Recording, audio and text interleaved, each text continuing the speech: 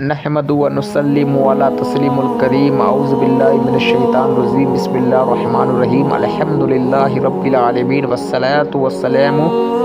سید المرسلین اما بعد فاعوذ باللہ من الشیطان الرجیم بسم اللہ الرحمن الرحیم۔ ناظرین محترم، آج جو ہمارا موضوع ہے وہ روحانی طاقت کیا ہے، اس کو کس طرح چیک کیا جائے اور اس کو کس طرح حاصل کیا جائے۔ پہلی بات تو یہ یاد رکھیے گا، جو روحانی طاقت ہے، روحانی کا مطلب ہے روح، یعنی روح کا جامع روحانی ہے،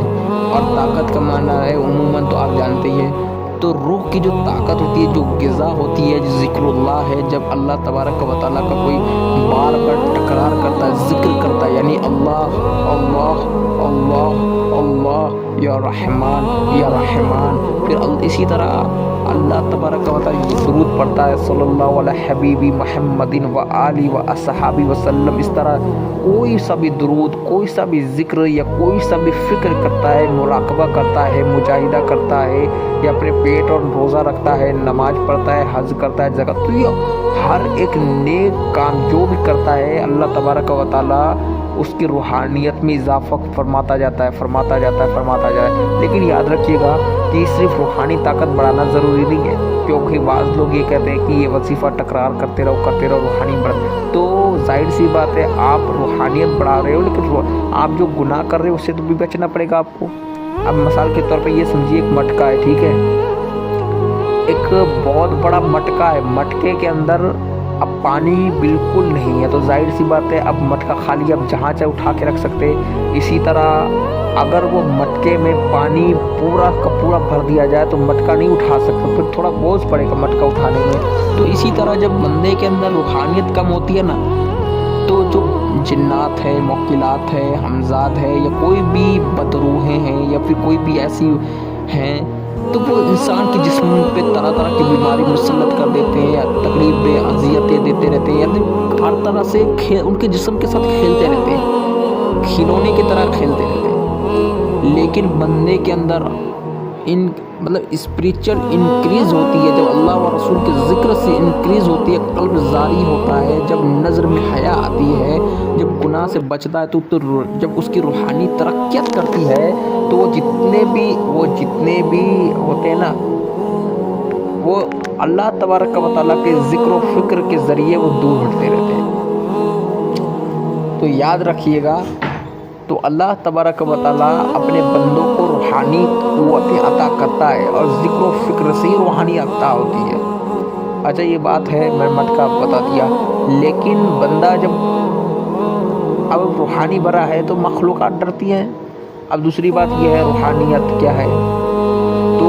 یہ تو روحانیت یہ ہے، منازل ہے، روحانیت کے الگ الگ منازل ہے۔ روحانی طاقت اب بڑھاتے انشاءاللہ ایک وقت وہ آتا ہے کہ اللہ تبارک و تعالیٰ اپنے بھی حجاب ہٹا دیتا ہے، یعنی اللہ تبارک و، میں نے کل بتایا نا آپ کو کہ اللہ کے امر ہے، حکم ہے، اور دوسری بات ہے روحانی طاقت ہمارے اندر ہے یا نہیں ہے، کیسے چیک کریں۔ تو ایک بات یاد رکھیے گا،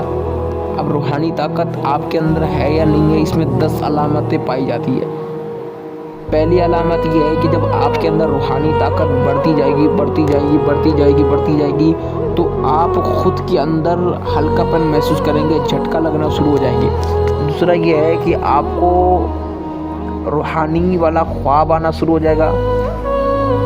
تیسرا یہ ہے کہ آپ کو ذکر و فکر میں دل لگنا شروع ہو جائے گا۔ چوتھا یہ کہ آپ کو دنیا سے بے رغبتی ہو جائے گی۔ پانچواں یہ ہے کہ آپ کو قرآن پاک کی تلاوت کرنے کا من کرے گا۔ چھٹا یہ ہے کہ درود پاک پڑھنے کا من کرے گا۔ ذکر و فکر اور درود پاک یہ بھی میں نے بتا دیا، یہ بھی کرنے کو من کرے گا، اور کثرت کے ساتھ نبی پاک سے محبت ہوگی، اور پھر مدینے سے بھی پیار ہوگا، پھر انشاءاللہ ہر نیک کام کرنے کا دل کرے گا، اور اسی طرح بہت ساری علامتیں۔ سیدھا چھٹی علامت یہ ہے کہ آپ اللہ و رسول کی محبت میں غرق ہو جاؤ گے۔ ساتویں علامت یہ ہے کہ آپ کے اندر آپ اپنے اندر ایک طاقت، ایک یہ سمجھو گے کہ میرے اندر کچھ اسپریچل انکریز ہے، میرے اندر کوئی شے ہے جو میری مطلب ہے۔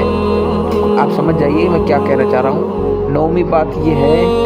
کہ اللہ اور اس کے رسول کی فرامین کو آپ نافرمانی نہ کریے گا، یہ نہ ہوگا، یعنی آپ اپنے اندر اتنی محسوس کریں گے، اور سب سے اہم یہ ہے کہ آپ متقی بن جائیں گے، اور آپ کو اولیاء کرام و علیم و رضوان اللہ اجمعین کی زیارتیں نصیب ہونا شروع ہو جائے گی۔ تو یہ بہت ہے، انشاءاللہ میں آپ کو 160 ویڈیو بنانے والا ہوں، تو آپ میرے چینل کو لائک کیجئے، سبسکرائب کیجئے، اور میں نے آپ کو جو بتایا انشاءاللہ، اور روحانی طاقت بڑھانے کے لیے تو آپ کو روزانہ انشاءاللہ اول آخر صبح کو نماز فجر کے بعد اول آخر 11 مرتبہ درود شریف کے ساتھ آپ کو اول آخر 1100 مرتبہ درود شریف پڑھنا ہے، 1000 مرتبہ استغفر اللہ پڑھنا ہے، اور 1000 مرتبہ استغفر اللہ پڑھنا ہے، اور 1000 مرتبہ یا خبیرو یا باطینو یا خبیرو یا باطینو، اسی طرح عشاء کے بعد کرنا ہے، اور ہر نماز کے بعد 360 مرتبہ اول آخر 11 مرتبہ درود شریف کے ساتھ آپ کو یا ظاہرو یا باطینو یا ظاہرو یا باطینو اس طرح پڑھنا ہے۔ انشاءاللہ 40 3 چلے کرنا، 120 دن کرنا انشاءاللہ، پھر آپ خود محسوس کریں گے کہ یار آپ کے اندر کوئی چیز ہے، یعنی آپ اپنے آپ کے شریر ہونا نہ ہونا یہ آپ کے ڈیپینڈ ہی نہیں کرتا، مطلب آپ کی روحانی